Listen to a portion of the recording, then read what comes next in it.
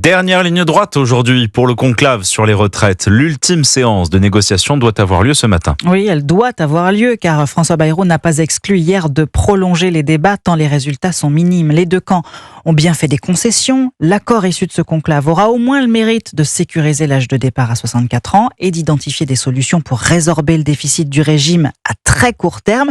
Mais Barthélémy Philippe, le problème structurel de notre système par répartition reste entier.